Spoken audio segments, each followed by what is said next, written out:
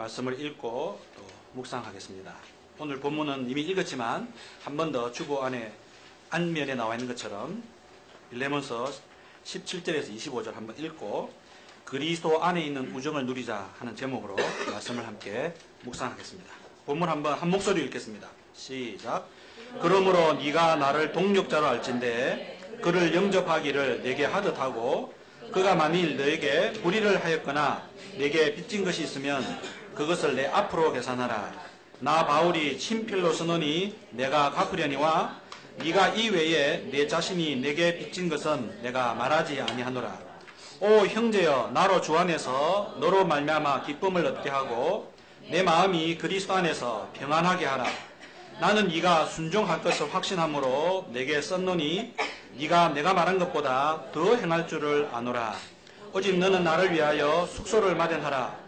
너희 기도로 내가 너희에게 갈 수 있기를 바라노라. 그리스도 예수 안에서 나와 함께 갇힌 자 에바브라와 또한 나의 동력자 마가, 아리스타고, 데마, 누가가 문안하느니라.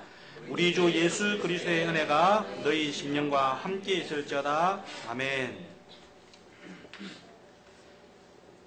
인생을 쭉 살아오시면서 여러분이 가장 자랑으로 삼는 것은 무엇입니까?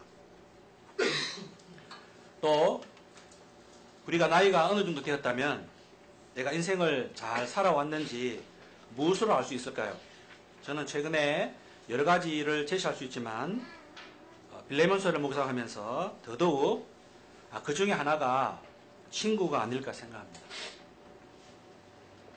이 시대에는 친구를 사귀는 일이 매우 힘듭니다. 이사도 자주 하고 학교 때문에 다른 곳에 가기도 하고 직장 발령 때문에 있고 싶어도 떠날 때도 있습니다. 또 어떤 때는 우리나라 정도가 아니고 유학 때문에 출장 때문에 외국에 가야 할 때도 있습니다. 이런 것들을 생각할 때 우리가 비행기를 타고 차를 타고 마음껏 다니면서 더 많이 교제할 수 있느냐? 그렇지 않은 것 같습니다. 페북이 있고 카톡이 있지만 우리는 많이 할수록 외로움에 빠지는 것 같습니다. 그런 면에서 성경은 네가 인생을 잘 살았는지를 어쩌면 우정이라는 렌즈로 우리 자신을 돌아보기를 원하시는 것 같습니다. 지금 이 상태에서 우리가 15년 뒤에 우리 교회가 어떻게 될까요? 15년 이후에 내 곁에 누가 있을 것 같습니까? 쉽지 않습니다. 그런 친구를 갖는 것 내 의욕대로 잘 안 됩니다. 그래서 어쩌면 바울은 맨 마지막 절에서 이 교회 앞에 우리 주 예수 그리스도의 은혜가 너희 심령에 있을지어다 축복했는데 은혜 중에 은혜 한 가지가 저는 친구인 것 같습니다. 여러분 생애 맨 마지막에 꼭 같이 두고 같이 살고 싶은 사람 친구 7명 적으라 그러면 여러분 적을 수 있습니까? 아마 나이 드신 분 중에 힘 있는 사람은 옆에 아마 적을 겁니다. 박근혜 적을 겁니다. 아니면 뭐 어떤 구청장님 적을 수도 있고요. 또 유명한 목사님과 같이 살고 싶다 이렇게 소망을 가질 수도 있습니다. 아마 지금은 못하지만 은퇴하면 내가 원하는 삶을 살리라 이렇게 해서 요즘요 히트치고 있는 책 중에 하나가 마당이 딸린 집 뭐 이런 제목이 많이 팔린대요. 책이 자기 집을 짓고 마음 맞는 사람하고 살면 좋겠다. 옛날에는 그렇게 살면 이단이라고 했거든요. 우리 기장에 저쪽에 있잖아요. 시온 그 모양이 그래서 오해를 참 많이 받았고 또 돈을 집행부에서 다 가져가기 때문에 큰 사회적인 문제를 일으켰지만 우리 마음속에 나중에 좀 일 다 마치면 정말 마음 맞는 사람하고 같이 집 근처에 지으면서 같이 살고 싶은 로망을 다 가지고 있습니다. 거기다가 마당까지 있으면 금상첨화할 것 같은 생각을 누구나 다 갖고 있습니다. 근데 집보다 훨씬 중요한 것이 어떤 사람들과 살 것인가. 여러분 어떤 사람과 함께 살면 좋을 것 같습니까? 저는 예수 잘 믿으면 그 사람하고 살면 좋겠다 생각하는 사람이 참 많은 것 같아요. 근데 저는 최근에 점점 신앙생활 한 30년 넘어가면서 자신이 없어졌습니다. 예수를 잘 믿는다고 말해주거나 고백하는 사람들하고 지내보니까 제가 당황이 되는 거예요.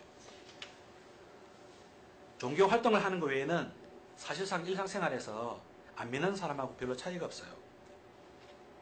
세상 사람하고 똑같은 가치관을 가지고 신앙의 열심을 가지고 더 열심히 사는 거예요. 욕심이 거룩까지 겹쳐가지고 너무 힘든 거예요. 또 더 힘든 거는 뭐냐면 안 친해져요. 용어는 하나님 영광, 나라, 비전 얘기 참 많이 하지만 안 친해져요. 벌써 10여 년이 흘렀는데 제자리예요. 그리고 가만히 살펴보니까 평시들 중에 정말 열심히 한 분들은 교회 별로 마음을 안 들은 것 같아서 좀 유심히 얘기를 들어보니까 진짜 자기의 마음은 안 믿는 친구들하고 나누는 거예요. 교회 사람들하고는 못하겠대요. 그래서 이게 정상적인 것인가 하는 도전을 제가 많이 받습니다. 어떤 사람들하고 우리가 생애를 보내고 고난을 함께 헤쳐나갈 수 있을까요? 저는 한 가지는 분명한 것 같습니다. 이 빌레몬서의 주제어처럼 정말로 그리스도 예수 안에 사는 사람하고는 같이 살 마음이 저는 있어요. 특별히 오늘 본문에 보시면 이 빌레몬에 대한 바울의 묘사를 볼 때 참 좋은 사람이다 싶어요. 사람의 마음을 시원하게 만든 사람이라니까 바울이. 빌레몬 참 좋은 사람 같아요. 또 뒤에 보니까요. 바울을 관찰해보면 관찰해볼수록 이 사람 참 좋다. 이 사람 막 전도 안 하면 막 눈총 줄 것 같은데 니 좀 아프리카 가야 안 되겠나 막 그렇게 말할 것 같은 그 불안감이 있긴 하지만 바울은 전혀 그런 사람이 아닙니다. 이분이 거목이시다. 진짜 언덕이 돼가지고 사람들을 다 품는 분이구나 해서 신뢰가 가요. 저에게 7명을 적으라 그러면 고민을 많이 할 것 같습니다. 어젯밤에 적어봤어요. 제가 질문해놓고 7명 썼습니다. 정말 다행입니다. 그 중에 2사람 친구는 하나님의 큰 선물 같아요. 신뢰가 갑니다. 우리는 성격이 다 다릅니다. 기질도 다릅니다. 먹는 것도 가끔씩 다릅니다. 가끔씩 얘기하다가 움찔할 때도 있습니다. 그러나 내가 이 친구들과 함께 앞으로도 10년, 15년 마지막 생애까지 같이 걸을 수 있겠다 하는 그 안심이 어디서 나오냐면 이들이 걸어온 길을 볼 때 예수님을 바라보고 어렵고 외로운 길을 꾸준히 걸어가는 그 친구 2사람을 보면서 참 감사하다. 그리고 부산에서 벌써 50대 때에도 벌써 교제할 수 있는 것이 제게는 참 감사해요. 저는 여러분에게도 같이 살고 싶고 같이 어울리고 싶은 사람이 주변에 늘 이렇게 있으시길 바라요. 그리고 그렇게 살고 싶은 그룹이 7명 모여라 그랬을 때 여러분 한 명 한 명이 거기 다 끼었으면 좋겠습니다. 혹시 여러분이 구체적인 계획을 갖고 계시면 저도 한번 끼워주시면 저도 기꺼이 관리자가 되더라도 제가 여러분과 살 의향이 있습니다. 저를 그런 사람으로 끼워준다면 저는 아마 생애 굉장히 기쁜 영예 중에 하나라고 저는 생각할 거예요. 누가 내보고 같이 살자더라. 형제도 아닌데. 저는 오늘 빌레몬서의 마지막 문단을 보면서 목사님이 얘기하는 그리스도 예수 안에 있는 사람들이 어떤 모습인데요? 왜 자꾸 마지막 얘기를 하고 친구 얘기를 합니까? 그 얘기를 좀 살펴보려고 합니다. 오늘 본문에 바울을 제외하면 7명의 사람들이 나옵니다. 그 중에 2명은 우리가 살폈죠. 빌레몬, 노예를 거느리고 있는 아주 쟁쟁한 집안이 괜찮은 또 자기 집을 교회로 쓸 정도로 넉넉한 신앙입니다. 또 하나는 너무 괴로워가지고 자유로운 삶을 살려고 뛰쳐나가서 도망가고 주인 물건 훔쳐가지고 도망갔다가 나중에 쌩고생하다가 결국은 바울을 만나서 회심한, 그래서 이제는 바울의 보냄을 받고 다시 주인에게 돌아가는 오네시모라는 사람이 있어요. 그 외에 5명 여러분 찾아볼 수 있겠습니까? 24절 한번 보세요. 24절에 보면 사람들이 나오죠. 23절에 보시면 맨 끝에 에바브라 이런 사람이 있고요. 마가, 아리스타고, 데마, 누가 이렇게 해서 5명의 이름이 나와 있습니다. 저는 그리스도 안에 있는 우정이 무엇인가, 마지막 순간까지 예수와 함께 있는 사람이 저는 참된 친구라고 저는 생각합니다. 오늘 바울과 함께 있는 사람들을 바울이 뭐라고 칭하냐면, 우리말 성경은 단수로 나의 동력자 한 사람인 것처럼 말했는데 원래는 my partners 해가지고 나의 동력자들이에요. 5명. 그러므로 네가 나를 동력자로 여긴다면 오네시모가 너에게 왔을 때 영접하기를 나를 영접하듯이 동력자로 맞이해달라 이렇게 얘기했잖아요. 동력자가 된다는 게 뭔가, 예수 안에 우정을 함께 공유하되 끝까지 그 친구 관계를 지켜나갈 수 있는 헌신된 친구들이 바로 그리스도 안에 있는 사람들이에요. 우리는 예수 그리스도를 잘 믿는다는 용어를 자꾸 종교적으로 해석하는 습관이 있어요. 그렇게 읽을 수도 있지만 예수님의 얘기를 신앙적으로 읽을 수 있지만 예수님의 얘기를 삶의 이야기로 읽으면 성경은 우리에게 일상의 언어로 다가오는 것 같아요. 바울에게는 참 좋은 동력자들이 이 나이를 이렇게 여러 가지 층으로 나눠줬음에 불구하고 좋은 친구로 남아있습니다. 제가 어떤 사람인지를 잠시 소개해 드릴게요. 첫 번째 아리스타고 먼저 소개할게요. 이 사람은 바울을 만난 이후부터 해서 마지막까지 지금 순간까지도 늘 함께 있어주는 사람입니다. 같이 있으면 힘이 되고 그래서 평생을 같이 해도 아깝지 않는 그런 관계가 바로 아리스타고가 바울에게 보여준 거죠. 3차 선교 여행을 떠나면서 계속 함께 했고 심지어 에베소에서 체포당했을 때 예수님 때문에 감옥에 갇혔던 사람이 바로 아리스타고입니다. 우리에게는 이런 사람이 필요하죠. 쭉 나와 함께 예수에게 헌신한 사람. 또 다른 사람이 누가입니다. 누가는 잘 아는 대로 의사입니다. 의사. 원장님입니다. 원장님. 누가 원장님을 소개하기를 쌍둥이 서신인 골로새서 4장 14절에서 이렇게 표현합니다. 사랑을 받는 의사 누가와 이렇게 써요. 영어로 뭐라 되냐면요. 우리 보통 영어로 dear 그러잖아요. My dear friend and doctor. 내가 사랑하는 친구요 의사인 누가 이렇게 표현하고 있습니다. 이방인 출신의 누가와 철저한 유대인 출신의 바울이 계속 동반관계를 누리면서 복음을 더 풍요롭게 누리는 교제를 계속 이어가는 거죠. 특별히 2차 선교 여행 기간 동안에 누가는 바울의 몸을 챙기는 의사로서 늘 바울과 이동했습니다. 여러분 아플 때 즉각 의학적인 조치를 취해줄 수 있는 친구가 있기 때문에 바울이 그렇게 고난을 많이 받았잖아요. 못 자고 두들겨 맞고 뭐 파산당하고 진짜 고통을 당했는데 그때마다 바울의 몸을 제 몸처럼 아껴서 고쳐주는 사람이 바로 누가였어요. 더군다나 나중에 누가가 어떤 마지막 유산을 남깁니까?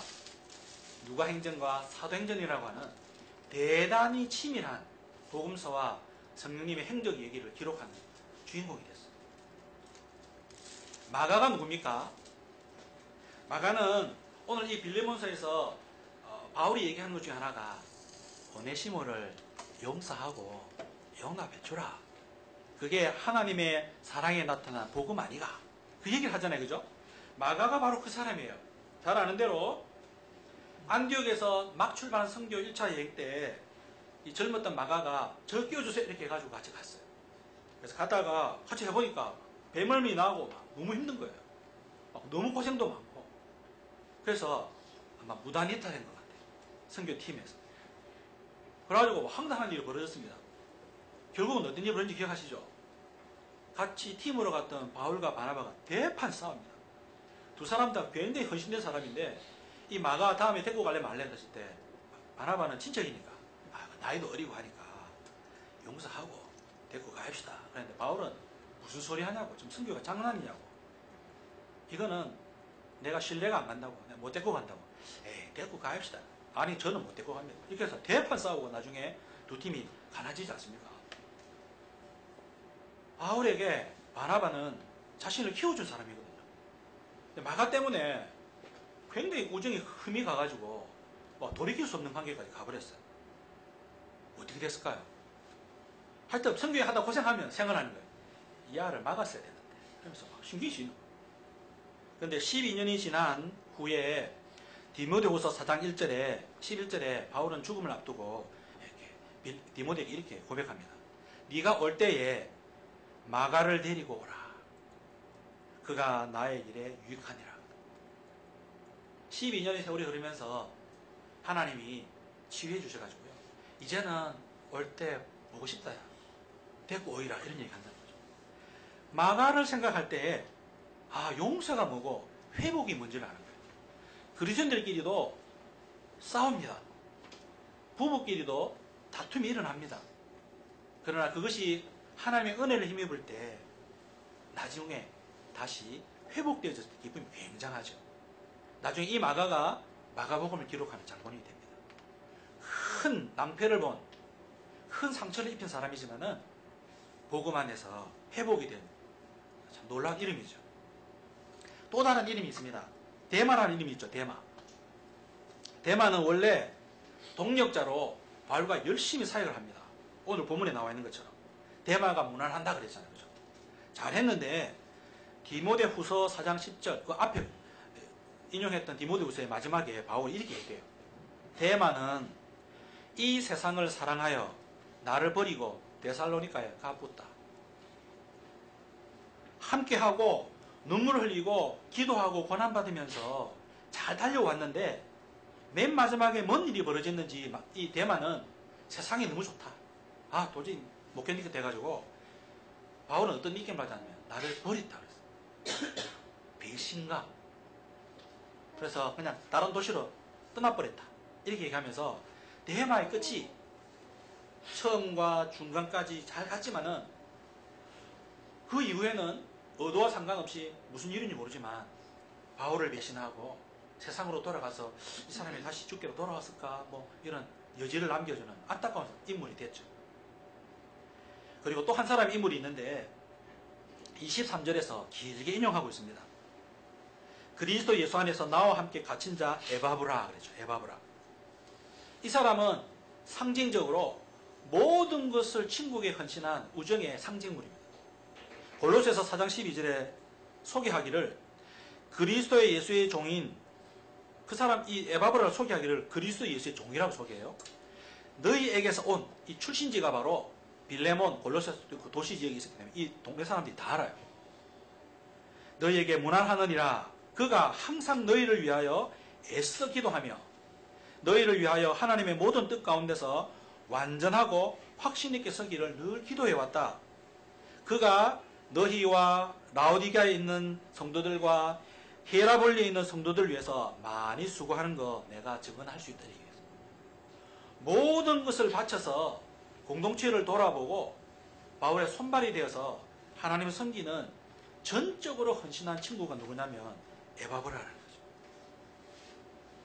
우리 주변에도 에바브라 같은 사람이 있고 마가 같은 사람이 있을 수 있고 내가 아리스타고 될 수도 있고 어쩌면 우리 중에 누군가는 그렇게 안 되겠지만 데마처럼 될지 몰라요. 또 우리 중에 어떤 사람은 누가처럼 하나님 나라를 섬길지 몰라요. 그런 면에서 마지막 순간까지 예수께 붙어있고 예수 안에서 우정을 누리는 사람은 어떤 덕택입니까? 25절이 말하는 것처럼 하나님의 크신 은혜가 있는 사람이 이 우정을 누릴 수 있다는 거죠. 저는 여러분이 마지막 생의 순간날에 훨씬 더 벅찬 친구들을 옆에 두고 함께 하나님 섬기면서 인생을 마감한다면 죽음이 천국으로 떠나는 파송 예배가 될 것 같아요. 말로만 그렇게 하는 것이 아니라 친구들의 축복을 받으면서 진짜 나를 알고 있는 사람의 증언을 통해서 아마 세상을 떠날 수 있다면 그 사람은 세상을 잘 살았을 거라고 저는 생각합니다. 어떻게 하면 우리가 그런 우정을 누릴 수 있겠습니까? 첫 번째로 18절과 19절 또 빌레몬서 전체를 보면서 제가 이렇게 말씀드리고 싶어요. 예수 안의 관계 속으로 헌신에 들어간 사람들이 마지막까지 이 우정을 누릴 수 있더라 이렇게 말씀하고 계십니다. 오네시모가 만일 빌레몬 너에게 불의를 하였거나 너에게 빚진 것이 있다면 그 금액 내한테 달아놓아라. 내가 계산하마. 내가 지금 이 부분은 친필로 쓴다. 내가 다 갚을 테니까 오네시모를 형제로 받아주면 좋겠다 이렇게 얘기해요. 아까 말했던 바울과 오네시모와 빌레몬 사이에 굉장히 미묘한 문제가 있어요. 오네시모의 그 등장은 그 이야기 속에 사실 잠재적인 폭탄입니다. 걔가 그렇게만 안 했어도 굉장히 즐겁게 만날 수 있는데 오네시모를 맞이하는 빌레몬도 상당히 좀 당황스럽고 막 바울도 회심한 오네시모의 시종을 들으면서 참 좋았는데 늘 마음속에 빌레몬의 신경이 쓰였을 거예요. 어떻게 해야 되는가? 만약에 바울과 오네시모와 빌레몬이 예수 안에 있는 것이 약간 의심스러운 인물이었다면 어떻게 반응했을 것 같습니까? 아마 오네시모가 이렇게 얘기했을 것 같아요. 아, 굳이 돌아갈 필요 있겠습니까? 복음이 살아있는데. 제가 볼 때는 빌레몬 주인 믿음이 상당히 좋으시거든요. 그래서 선생님 말씀하시면 쿨하게 처리해 주실 것 같습니다. 뭐 일부러 가고 오고 제가 선생님 뒤에서 좀 시중 들고 싶습니다. 왜냐하면 제가 하나님께 고백했거든요. 진실하게. 정말 제가 끔찍한 죄를 지었습니다. 근데 예수 그리스도 안에서 하나님께서 다 용서해 주시는 거예요. 제가 그 은혜 때문에 맨날 밤을 울었는지 모릅니다. 이 평안을 어떻게 표현할까요? 이 은혜를 평생토록 찬양하고 싶습니다. 한 영혼이라도 더 구원하는데 내 자신이 던지 안 되겠습니까? 그래서 제가 생각할 때는 바울 선생님께서 알았습니다. 빌레몬에게 말씀하시니 잘 될 것 같습니다. 굳이 뭐 잘 부탁하면 이렇게 말씀해 주면 또 바울이 만약에 예수 안에 있는 약간 좀 의심이 되는 인물이었다 막 이렇게 했을 겁니다. 맞다. 나도 상당히 외로운데 참 네가 내 옆에 있는 것 자체가 내 영광 기쁩니다. 네 가면 안 되고 나랑 같이 있자. 빌레몬 사실 그 친구 뭐 네 하나 없다 해가 뭐 편하겠나. 잘 살잖아. 그리고 또 내가 또 사실 또 전도해서 이렇게 예수님 만났으니까 뭐 이루 말할 수 없지 뭐.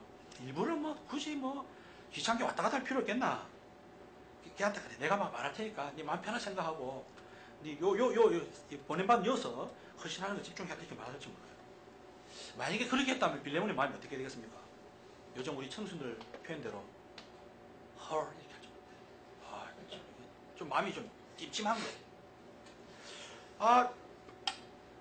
그런 거 아닌 것 같은데 내가 또 아니라 그러면 또 막 굉장히 속좁은 사람으로 비칠 수도 있고 예 그래 할게요. 뭐 올 필요 있겠습니까? 오지 마세요. 제가 하겠습니다. 속으로는 괜히 웅하게 있어지 뭐. 이 문제가 얼마나 복잡한 문제인데 오네시모 내로 그러면 안 되지 이러면서 막 보면서 몰라요. 바울 선생님 보내주시지. 그래서 만나면서 예 맞습니다 하고 평안하시죠 샬롬 막 인사 해주고 만날 때마다. 근데 아마 마음에 안 풀렸을 거예요. 빌레몬 오네시모 만나면서 그래 참 얼굴 좋아 보인다. 평안해 보이네 이러면서 속으로 참 내가 깝깝하다 이런 마음 막 품고 계속 다니실지 몰라요. 저는 그런 관계가 지속되면 세월이 많이 흐르지만 비상적인 관계가 된다는 거죠.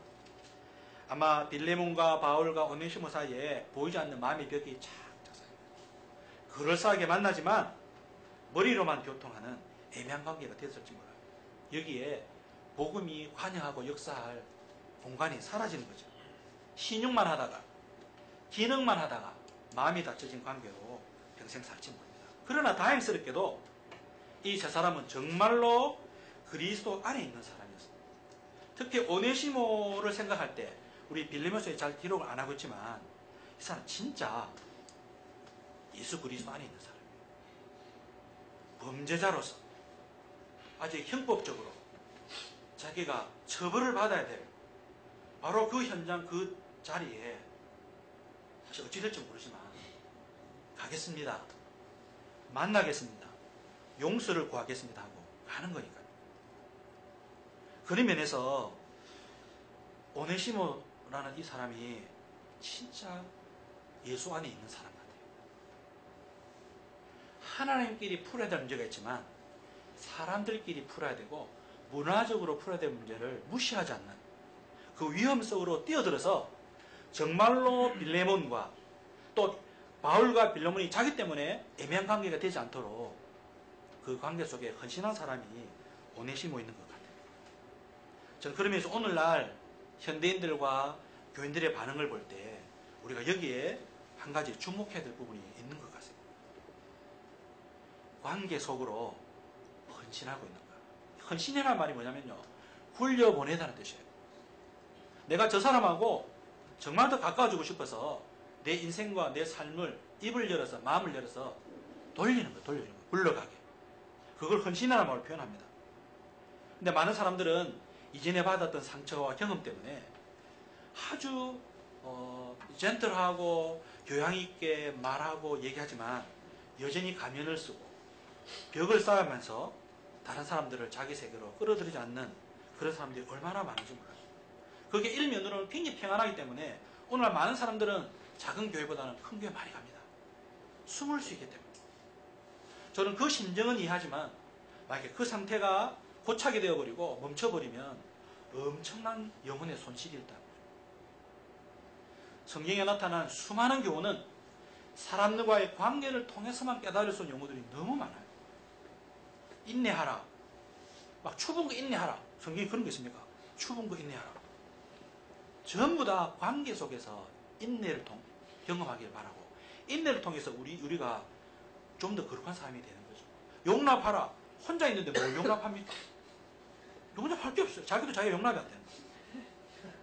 그런 면에서 특히 서신서의 얘기들은 교회를 향한 상당한 교훈은 혼자서 하나님을 알 수 없는 쌍방통행의 길이기 때문에 우리는 상처를 입을지 모르지만 용기를 내어서 그 관계 속에 헌신할 필요가 있는 것 같아요. 두 가지 선택입니다. 내가 다리가 되어서 그 다리를 건너가서 저 사람 편으로 건너갈 것인가, 아니면 내가 지금 있는 이걸 감추기 위해서, 아픔을 맛보지 않기 위해서 그냥 장애물을 놓을 것인가. 살짝 놓으면 돼요. 대화하다가 뭐 얘기할 때 살짝 하나 벽돌 놓으면 돼요. 사람들이 다 알아봐요. 얼마나 우리는 거기 익숙한지 모릅니다. 그렇다고 만나자마자 다 까발려서 얘기하라는 게 아니에요. 벽돌을 하나씩 치우기 시작하면서 시작되겠죠. 그리고 자기를 정직하게 얘기하고 기도 제목을 나누면서 시간을 나누면서 하나씩 다리가 놓여지겠죠. 아마 우리는 첫인상 영향을 참 많이 받는 것 같아요. 근데 사람 만나보면요, 참 달라요. 하나님의 형상은 놀랄 구석이 진짜 많습니다. 저는 그런 면에서 헌신의 관계에 들어가야만 예수 그리스도 안에는 우정이 자라날 수 있다는 사실을 우리가 기억했으면 좋겠습니다. 교회 안에서 만날 때 우리가 투명하게 만날 수 있는 공간이 됐으면 좋겠어요. 투명하게 말할 수 있는 정서적인 관계가 우리 교회에 복음의 능력으로 나타났으면 좋겠어요.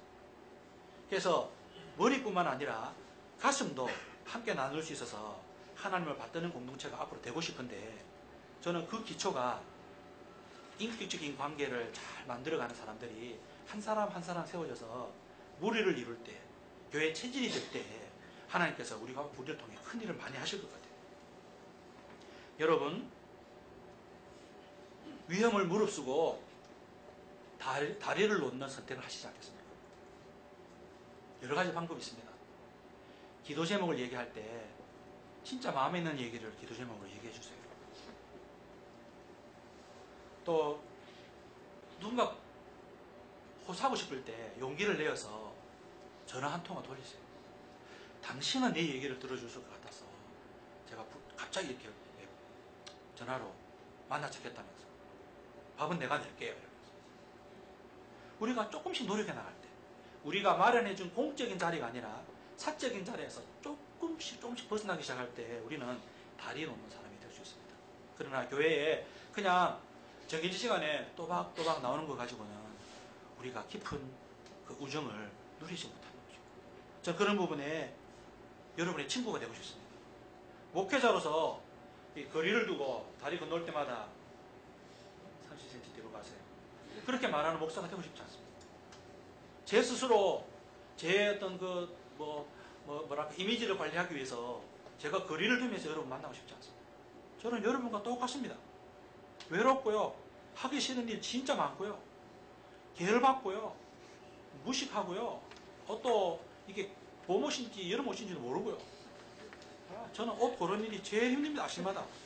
다른 신앙의 선택은 잘하겠는데 아침에 뭘 입는지 괜히 어려워요. 진짜 막 짜증나고. 그래서 집안에서 가끔씩 아침에 나올 때 좀 약간 부리 쪼고 초라하고 못하가 있습니다. 옷 입는 거 너무 고민되는 거예요. 굉장히 발랄하고 막 그런 것 같은데요, 물건 사는 거 진짜 못합니다. 저는 하도 안 사봐서 엄청 고민되는 거예요.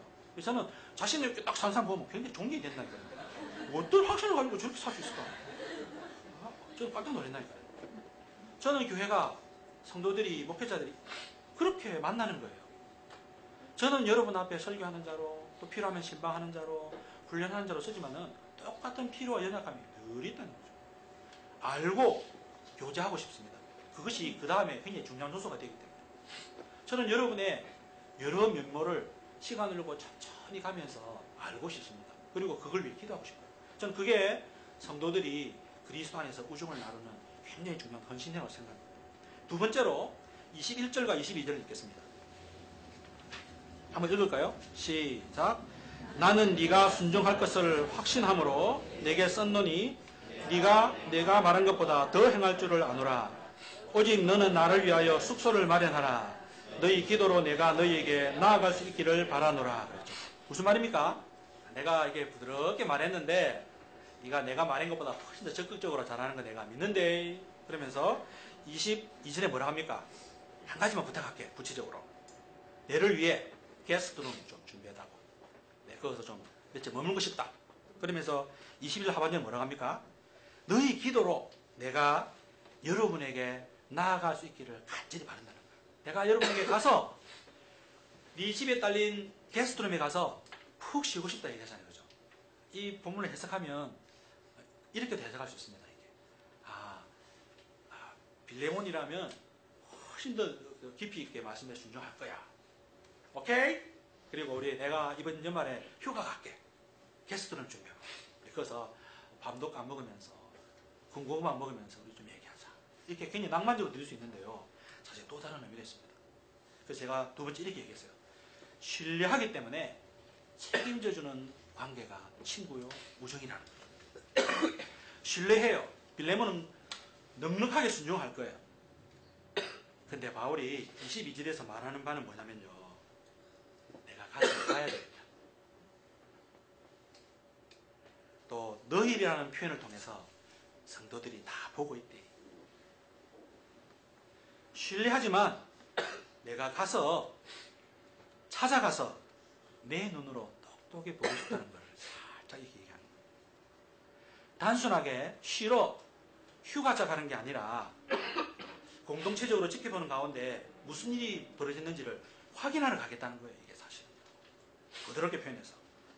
그래서 진짜로 그리스도 안의 우정의 중요한 특징 중 한 가지가 뭐냐면요. 책임을 져주는 거예요. 오늘날 가정과 교회의 진짜 중요한 관계의 특성 중 한 가지가 뭐냐면요. 책임을 져주는 거예요. 근데 오해가 있어요. 책임을 져주는 것을 잘못 이해하면 대신해서 어려운 것을 착착착 해결해 주는 걸 책임지는 걸 생각해요. 그래서 항상 왜 안 해주는데? 다른 집은 해주던데 이러면서. 그래서 알아서 옷 사주고 알아서 놀게 해주고 막 이렇게 착착착 어려움이 있을 때마다 착착 해결해 주면 그거를 책임져 준다고 생각하는데 그게 원래 그 개념이 아니에요. 오늘 22절에서 볼 수 있는 것처럼 책임져 주는 거는 신뢰하지만은 형제가 그렇게 순종하는가 하고 유심히 보면서 지켜봐 주는 거예요. 우리는 잘 아는 대로 우리 믿음대로 우리 고백대로 살고는 싶지만 그렇게 안 되는 경우가 훨씬 많잖아요. 그죠? 그래서 어떤 면에서는요. 그리스도 예수 안에 있는 참 좋은 사람들 중에 정기적으로 하고 있나? 어찌 돼 가는데 물어봐 줄 수 있는 사람이 정말로 필요하다는 거죠. 우리 보통 기도 제목 나누면요. 막 간절한 거 얘기 많이 해요. 그러면 우리 교회가 막 금방 한 100명 될 것 같아요. 느낌이. 기도 제목 들으면 막 부산이 한 2년 만에 변화될 것 같은 느낌이죠. 기도 제목 굉장히 하거든요. 그 진심이에요, 사실. 근데 실제로 그렇게 삽니까? 잘 안 돼요. 우리가 또 말씀 듣고 나서 고백할 때 하나님 이렇게 하고 싶어요. 이렇게 하지만 잘 안 되잖아요. 그죠? 그래서 제3의 누군가가 옆에서 책임을 져줘야 돼요. 소그룹 안에서. 어떻게 돼가세요? 이게 참견이 아니고요. 간섭이 아니고 보살펴주는 거예요. 수준 있는 보살핌. 묻지도 따지지 않고 다 해주는 거 그게 책임져주는 게 아니에요. 그거는 보험회사나 그렇게 하죠. 거짓말하면서. 건강한 공동체는 건강한 그리스도인들은 점검해줘요. 물어봐줘요. 어찌 돼가고 있어요? 이렇게 물어봐요. 근데 우리는 기도 제목을 나눌 때조차도 그냥 의식으로 하기 때문에요. 네, 우리 다 같이 한번 기도하십시다. 딱 고기들 다 까먹었어요. 백지 상태였어요. 그 다음 주에 만나도 또 백지 상태로 새롭게 나눌까요? 또 나누고 백지 상태. 늘 새로운 관계입니다. 저는 우리의 습관을 좀 벗어나야 되거든요. 우리가 얼마나 허약한 존재인지, 얼마나 약한 존재인지. 그래서 교회가 필요하고, 교회 어른들이 필요하고, 척해준 사람이 필요합니다. 우리는 항상 이런 이미지를 풍겨요. 알아서 한다니까요. 저 나를 어떻게 보고 자꾸. 조금 신경 쓰면 그렇게 해요. 신경 안 쓰면 나를 어떻게 보고 이렇게 나를 무시할 수가 있냐. 도대체 어디서 만나야 될지 모르겠어요. 꼭 사춘기 청소년처럼 좀 막 신경 쓰면서 물어보라면 아 참 내가 다 컸거든요 막 그런 얘기해요. 그래서 조금 소리하면 와 우리 엄마 요즘 최근 신경 안 쓰신다 이러면서 도대체 중심을 어떻게 잡을지 모르겠더라고요. 꼭 사춘기 반항아처럼 교회 생활을 그렇게 오래 한 사람도 참 많아요. 교회는 이 형제 이 자매가 계속해서 그리스도 예수 안에서 자라고 있는지를 체크해주는 사람들이에요. 이건 아무나 할 수 있는 건 아니고요. 그리스도 예수 안에 머물고 있는 헌신된 사람들만이 그런 일을 할 수 있는 거예요. 그게 엄청난 특권이고 우리가 진짜 그리스도를 닮아갈 수 있는 발판이 되는 거죠. 여러분에게 진실하게 오픈하면서 헌신할 뿐만 아니라 가끔씩은 지난번에 니 잘 못했다. 그게 뭐고 이렇게 말을 해줄 수 있는 그런 사람이 주변에 몇 명이나 있습니다. 미국에서는 이런 그룹과 관계를 어카운터빌리티 그룹이라고 서로 책임을 져주는 체크해주는 유혹에 빠지지 않도록 시험에 들지 않도록 체크해주는 형제들이 정말 필요하다고 얘기를 합니다. 제가 어제 참 존경하는 목사님 한 분 만났어요. 이분이 아마 가정에 대해서 헌신하신 분이에요. 그분 얘기를 듣는 중에 제가 깜짝 충격적인 얘기를 하나 들었어요. 이분은 주례를 한 400명 정도 하셨는데 주례 한 사람 한 사람 할 때마다 5주 이상 만나서 훈련시키고요. 주례의 조건이 뭐냐면 살다가 뭐 두 사람이 대판 싸우고 있고 뭐 아이라는 소문이 들러오면 내가 새벽 2시에 당신 집을 쳐들어가는 걸 허락해라고 이렇게 다짐을 받는데요. 그 사람들이 뭣도 모르고 아 예 이렇게 한대요. 최근에 자기 본인이 새벽 2시에 아파트에 쳐들어간 얘기를 하시더라고요. 들려오는데 막 말도 안 하고 막 관계가 아주 안 좋다는 거예요. 그래서 이 목사님이 옷을 딱 정장 차려입고 새벽 2시에 그 아파트에 가가지고 띵동 5번을 누르는데 안 나오더래요. 누가 그거 누를 사람이 있습니까? 하도 누르니까 그 안쪽에서 이제 자매가 누구신데요? 이렇게 된 거예요. 나 목사야. 이렇게 된 거예요. 이 자매가 막 잠옷 입다가 막 깜짝 놀래가 잠깐만 이래가지고 막 자는 남편 깨우고 막 정리해갖고 막 앉아있었죠. 목사님께서 들어가가지고 아무 얘기 안 하고 한 10분 동안 있었대요. 그러니까 두 사람이 쪼려가지고 나중에 생각해보니까 이분이 뭐 알고 왔거나 싶어 말도 못하고 있는데 내가 정말 실망했네 이러니까 말을 못하잖아요. 막 거기 푹 쏘이고 옛날 내가 한 말 기억나나 이러면서 띄엄띄엄하면서 엄청 뭘 하신 거예요. 도대체 그게 뭔가 또 짧게 얘기해요. 뭐 식사라도 지금 밥 먹을 판인가 이러면서 차라도 한 잔 낼까요 그랬더니 지금 이 분위기에 밥이 차가 넘어가 이러면서 완전 정리해버린 거예요. 그래서 한 30분 동안 완전히 얼차려 받고 잘해 또 오기 전에 이러면서 나갔다는 거예요. 저는 그 목사님이 안 찾아간다 해가지고 그 커플이 뭘 하겠어요? 근데 이분이 볼 때 잘하려고 했는데 두 사람은 도저히 해결하지 못할 때 내가 그런 식으로라도 챙겨줘야 된다는 거예요. 제가 진짜 어제 감동 먹었습니다. 저도 그렇게 할까요? 여러분 집에 이상한 소문이 좀 기도해보겠습니다. 요즘 이상하시다더라. 집사님이 주식에 빠졌다더라. 이거 사실입니까? 이러면서 제가 이렇게 들어갈 줄 몰라요. 도박 요즘 많이 하신다면서요. 외도의 그 길목에서 어른거린다는 소문이 들립니다. 이런 거 있죠.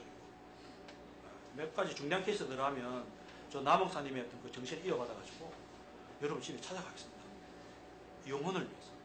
혹시 그런 일 당하면 떼거리를 오세요. 저희 집에. 목사님 신방 왔습니다. 이러면 제가 정신 차리고 무릎 꿇고 반성하겠습니다. 저도 약하기 때문에 책임져주는 예수 믿는 사람들이 필요합니다. 저는 마지막까지 한 방향을 향해 예수님 바라보고 헌신하는 것이 쉽지 않은 걸 많이 봤어요. 진짜 훌륭했던 목사님들이 턱턱 넘어가는 걸 많이 봤어요. 저 그런 거 생각할 때 정말 여러분이 필요합니다. 그리고 저는 여러분에게 그런 사람이 되고 싶습니다. 근데 이게 그냥 안 돼요. 그래서 25절이 나온 겁니다. 은혜 없이는 못 사는 사람들이 관계에 헌신할 수 있고 책임져 줄 수 있는 거예요. 우리 주 예수 그리스도의 은혜가 너희 심령에 함께 있을지어다. 빌로몬에게 쓴 편지지만 이 축복의 대상이 뭐냐면 너희 심령이라는 거죠. 빌레몬뿐만 아니라 온 교우들의 심령 속에 우리 주님 되시는 예수 그리스도의 은혜가 계속 공급돼야 장애물을 넘어서 더 깊은 관계 속으로 들어가고, 또 모른 체 하는 것이 아니라 뒷담화하는 것이 아니라 그 문제에 책임져 줄 수 있는 만남 속으로 들어가면서 그리스도를 닮아갈 수 있도록 서로 철이 철을 날골 가듯이 보살펴주는 공동체가 바로 교회가 되었으면 좋겠습니다. 그렇게 되려면 우리는 은혜를 계속 받아요. 내가 예수 믿기 전에 어떤 상태에 있는지를 돌이켜보면서 내가 이전에 어느 정도 나락에 떨어졌는지, 그런 나를 어떻게 주님이 지금 이 상태에 놓았는지 우리 속에 은혜를 늘 기억해야 될 거예요. 그리고 그 은혜는 내 안에 머물지 아니하고 바울이 부탁하는 것처럼 다른 사람의 용납하고 다른 사람을 용서하면서 흘러넘칠 거예요. 저는 그것이 흘러넘치면 가족 간에, 교파 간에, 또 남북 간에, 동서 간에, 우리 사회 곳곳에 이념으로 피스가 이루어지는 것이 아니라 관계 속에서, 희생 속에서, 용서를 통해서 우리 사회가 좀 인간답게 살만한 그런 나라가 될 것 같아요. 저는 그런 일을 가장 맹렬하게 연습하는 곳이 교회가 됐으면 좋겠고, 그 문제를 가장 심각하게 이루는 사람이 예수 믿는 우리들이 되었으면 좋겠습니다. 예수 그리스도 그분이 우리의 주님이 되실 때, 예수 그리스도 그분이 우리 주님이 되실 때에 우리 안에 은혜가 날마다 일어난다는 거죠. 일상의 삶 가운데서 예수님을 깊이 알아가시면서 은혜를 날마다 공급받기를 바랍니다. 그 은혜는 주일날만 공급되는 시스템이 아니고 매일 그리스도 안에서 공급되는 하나님의 보물 창고입니다. 그러려면 제일 필요한 것이 겸손이죠. 저는 여러분이 정말 필요합니다. 저는 여러분의 시각을 통하지 않고는 제 시각과 삶이 교정이 되지 못할 정도로 굉장히 불완전하고 안타까고 연약하고 영악하기도 한 존재임이라는 겸손한 마음으로 매일 주 앞에 서고 성도들 가운데 서는 사람, 그 사람이 어떤 삶을 삽니까? 20절에 사람이 될 것 같아요. 20절 한번 읽었으면 좋겠습니다. 오 형제라는 부분, 20절 시작. 오 형제여, 나로 주 안에서 너로 말미암아 기쁨을 얻게 하고 내 마음이 그리스도 안에서 평안하게 하라 그랬잖아요. 바울이 빌레몬을 보면서 이런 기대감이 있는 거예요. 오 브라더 이렇게 하면서, 그죠? 우리 보통 뭐 친구나 무슨 패거리 영화에 많이 나오는 말이잖아요, 그죠? 그겁니다, 그거. 이게 그들의 전유물이 아니고 예수 믿는 사람의 전유물이라는 거죠. 오 형제여, 오 자매여, 그러면서 내가 주 안에서 당신 때문에 기쁨을 얻었으면 좋겠습니다. 내 마음이 그리스도 안에서 평안을 누리고 싶습니다. 저에게 다가와 주십시오. 저도 다가가고 당신을 책임지는 자로 예수 안에 머물겠습니다. 고백한 것이 바로 바울의 고백입니다.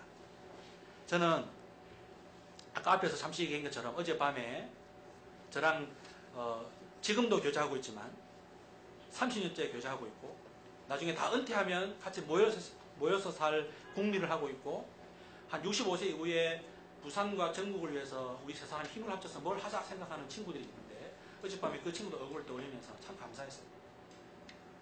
저는 이렇게 사람들하고 잘 어울리는 것이 생각보다 잘 안 되는 스타일인데, 우리 친구가 끝까지 끌어가지고 만나줘서 얼마나 고마운지. 저는 분위기는 살리지만 좀 이렇게 팍 치우치는 걸 좀 이렇게 잘 안 하는 스타일이거든요. 그래서 가끔씩 분위기를 끊는 존재 역할을 하는 거 아닌가 미안한 마음이 있는데, 친구가 그럼에도 불구하고 저를 용납해줘. 김장 담그면 김장을 나한테 바치고, 이런 친구들이 너무 고맙고 감사합니다.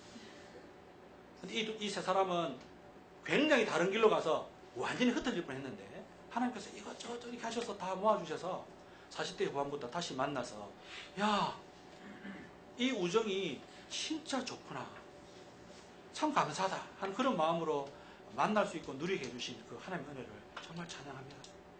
부족하지만은 저의 부족한 문으로 우리 친구들의 부족한 부분을 채워주면서 책임져 주고 싶습니다.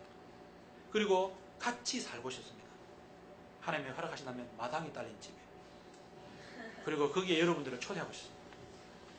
저는 오늘날 교회가 복음이 세상 사람들에게 무엇으로 희망을 줄 것이냐 그랬을 때 이 얘기, 바울과 오네시모와 빌레몬의 얘기, 또 나머지 5 친구들의 평생을 거친 우정의 얘기가 살아있는 얘기로 여러분을 통해 그들에게 기쁜 소식이 되어서 그 맨 한가운데 빌레몬서에서 계속 반복되고 있는 주 안에서, 그리스도 안에서 그 놀라운 비밀이 그들에게도 궁금증을 일으키고, 그래서 그들 스스로 우리 관계 속에 들어오고 우리의 관계를 통해서 우리 사귐의 대상이 되시는 하나님 아버지와 주 예수와 함께하는 그 사귐을 누릴 수 있도록 주의 복음의 통로들이 되기를 우리 주님 이름으로 축원합니다.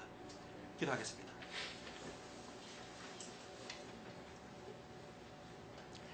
여러분 한번 기도하시지 않겠습니까?